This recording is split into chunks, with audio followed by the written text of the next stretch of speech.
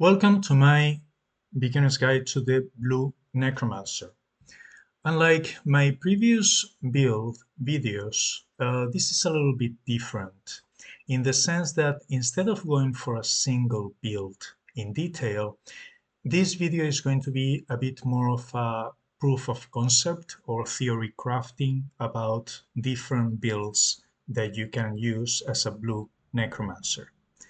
And this goes putting together two things. First of all, the ultimate spell for the Necromancer generates death gems, and when you destroy the death gems, you generate skulls.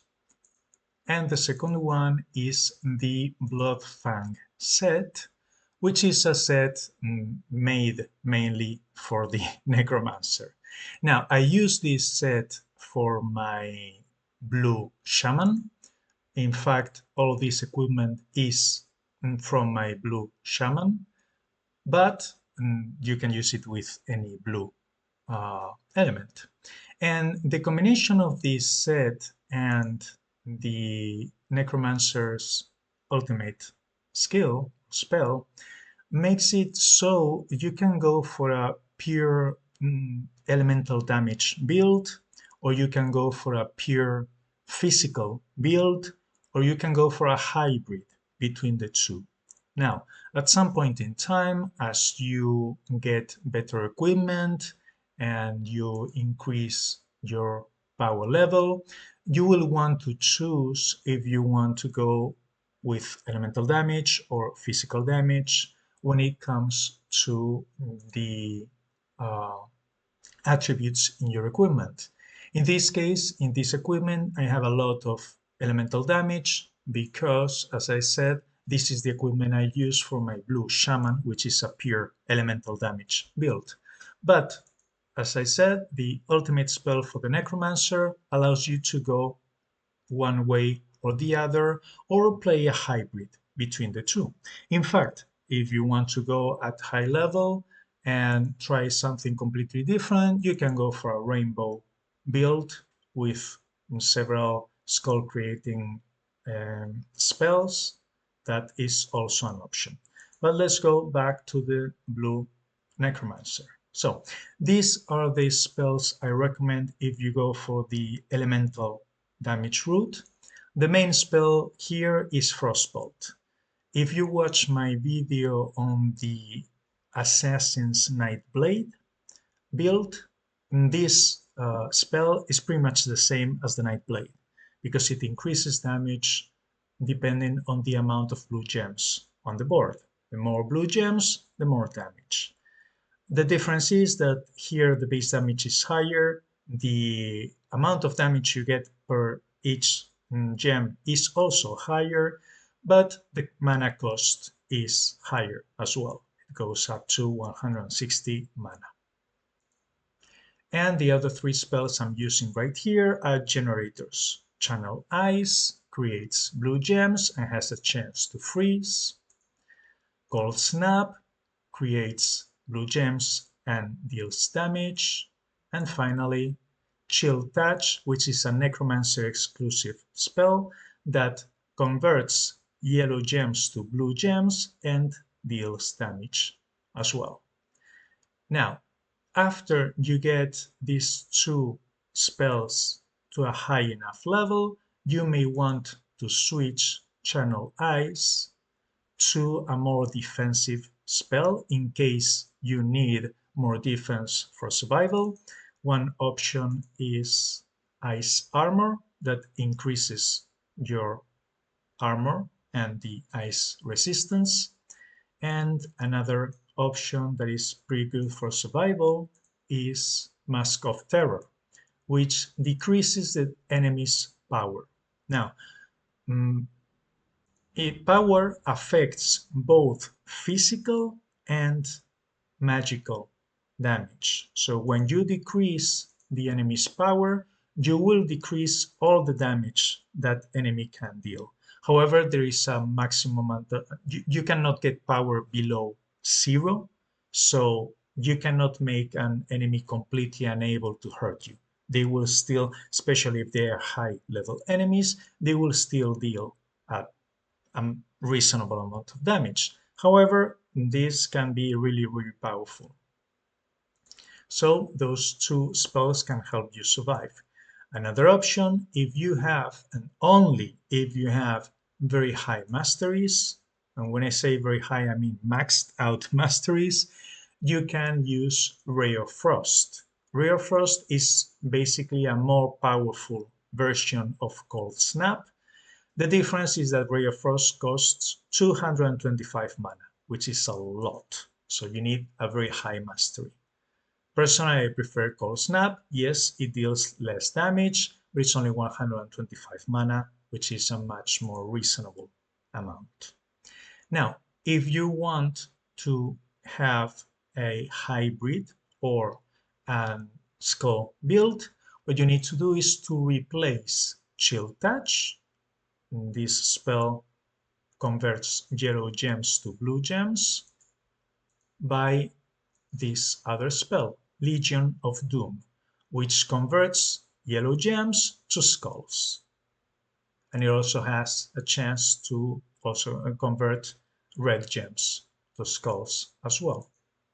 So if we replace this one, now you can keep Frostball, but with this you only have 2 generators, and this will be for a hybrid. But if you want more defense, more survivability, then replace Frostbolt by, again, either Ice Armor or Mask of Terror. These two spells are very good to replace. And obviously rearrange the order. You always want to have, as a general rule, the most expensive spell on the left and the cheapest when it comes to mana cost on the right. And as you can see, these are all the currently available ice spells for the Necromancer. So you can practice, replace, and play around with the different options. Now, going to the gear. As I said, the Bloodfang set is the key set in this build. So let's talk first about the set bonuses. For 2 pieces, you increase the ice resistance by 4% at mythical rarity for each blue gem on the board. Not particularly useful because the ice resistance that you want to have is during the opponent's turn, not your own. And during the opponent's turn, you will probably have way less. The 4 pieces set, there is a 75% chance to inflict freeze on your enemy for 3 turns when you cast a spell, any spell. Now, if you use this spell, Channel Ice, it has an 80% chance to freeze the enemy, but this chance depends on the level of your spellbook. If your spellbook is level 50, it will be 100% chance. This spell can guarantee freezing the enemy, so in that case you don't need the 4 set bonus. Otherwise, you want it because freezing the enemy will increase the damage of your spells, well, of your attacks, both spells and physical attacks that you get from your gauntlets. And finally, the 6-piece bonus, if we go to the mythic rarity, at the start of your turn, if there are 8 or more blue gems, create 7 skulls. Now, if you're going for a pure elemental build, do not equip the weapon. If you are going for a hybrid or a pure skull build, you may want to use the weapon for the full set bonus. So with this one, let's say that I put on the shield. It's only legendary, I don't have a mythical one. And the weapon, which I think I have a, let's see this one. Yeah, it's also only legendary, but okay, it works. Here, it will create 6 gold gems if there are 8 or more blue gems on the board at the start of every turn. And here's the full set bonus. Now, let's talk about each one of the individual pieces. First of all, the weapon. Add 4% to critical hit chance is 5% at mythical rarity for each blue gem on the board.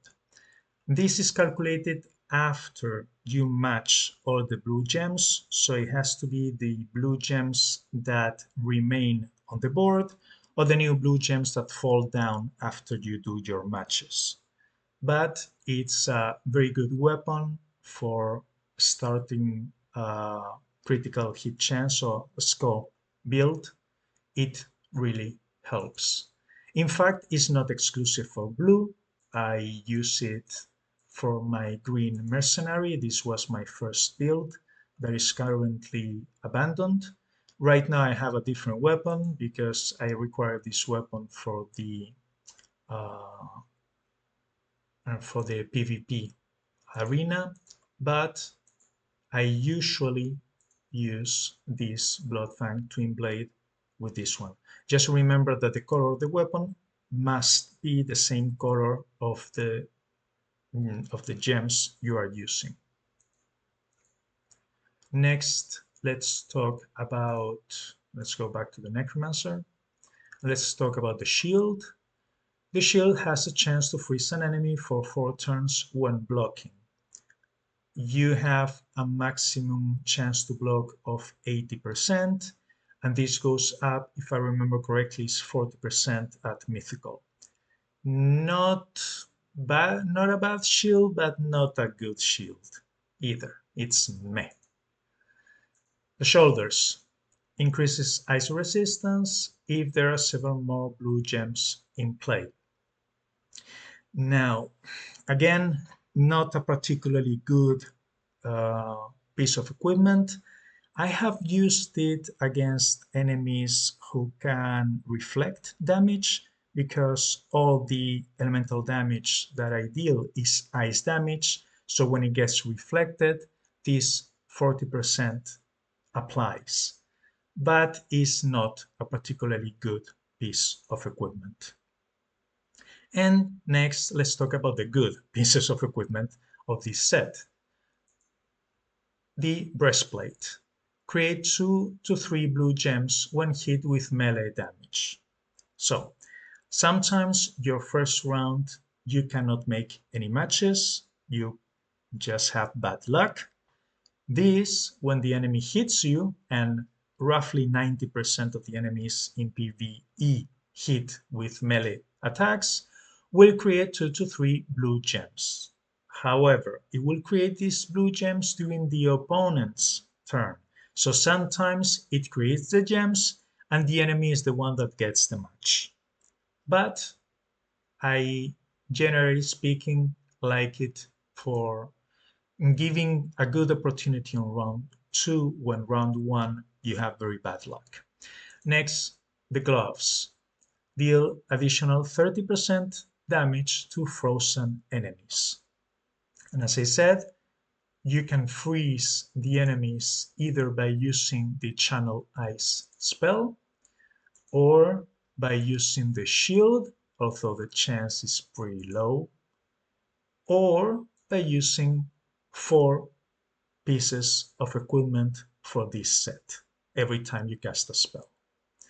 In the case of my shaman, I use 4 pieces, so this is the way I get this 30% bonus damage. And finally, the boots. Gain 25% speed when casting a blue spell.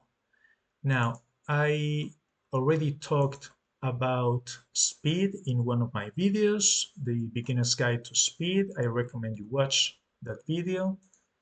But basically, let's remove the poison one. If you use royal boots, no, excuse me, not royal, wrong one, runic. These are the ones I was looking for. Increase the speed when I cast a spell. The runic boots give you a speed bonus every time you cast spell, any spell of any color, including your ultimate spell. This one is legendary, gives 12%, and the mythical one gives 15%. But the Bloodfang Boots gives 25%, however, only when casting blue spells.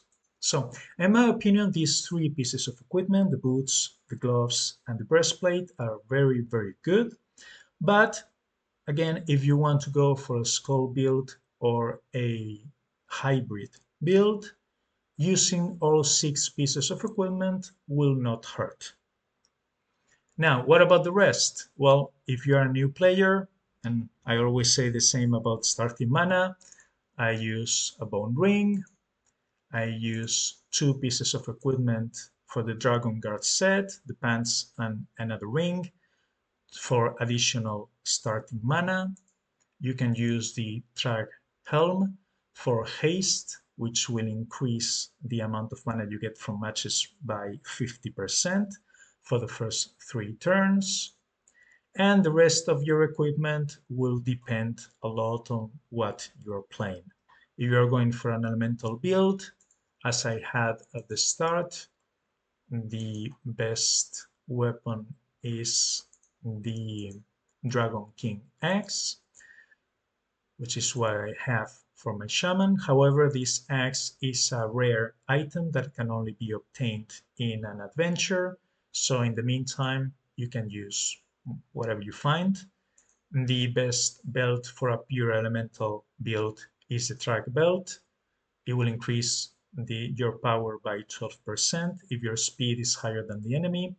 Now, if you don't have any speed bonuses, remember that your boots will give you 25% speed when casting a blue spell, which means that on round 2, after casting all 4 spells, you have twice your base speed, so you will be very likely faster than your opponent.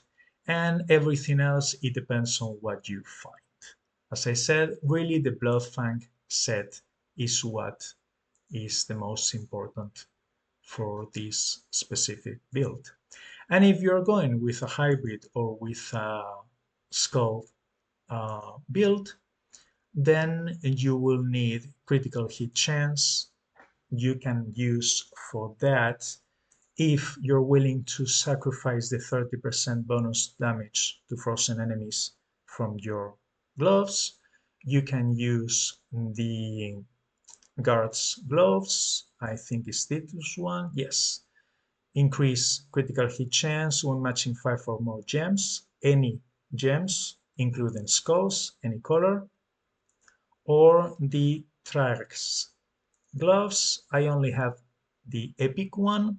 The mythical one increases by 2%. Increase critical hit chance for every 10 speed above 100. Now remember that you have the boots, so in 2 turns, maximum in 3 turns, you will have maximum speed, so maximum critical hit chance with mythical Trax gloves. And finally, another option is to equip 2 uh, items from the Corrupted Guard set. This set, when you equip 2 items, will give you at mythic rarity, increase critical chance by 7% for each big gem on the board. There are other ways to increase your critical hit chance, but I don't want to get into too much detail. If you're interested in that I make a video about critical hit chance and the different options, please let me know in the comments. And this is basically the, as I said at the start of the video, theory crafting about what you can do with this build. Now, where to find all the spells that I mentioned, as well as the Bloodfang set. Let's go to dungeons and let's see the different options. In dungeon number 1, you can find Cold Snap in the Dragon Guard depths. In dungeon number 3, the Dragon Rest Temple, you can find the Frostbolt spell. In dungeon number 5, the Council of Scales, you can find the Mask of Terror spell, which is Necromancer exclusive, so you need to open this chest with a Necromancer. In dungeon number 6, 7, 8, 9, 10, 11, the Azurite Halls or Azurite, you can find the Ice Armor spell. In dungeon number 12, you can find the Ray of Frost. In dungeon number 13, you can find Chill. No, this is 12. Excuse me. Yeah, sorry. Channel Ice. I jumped to the next one. In the next one, which is number 14, Skullguard Keep, you can find Chill Touch. And finally, in dungeon number 15, the Portal of Blood, you can find both the Legion of Doom spell and the Bloodfang set. All the items, all the different pieces are right here. So that's my video. If it was useful, please like, comment, subscribe, and thank you very much for watching.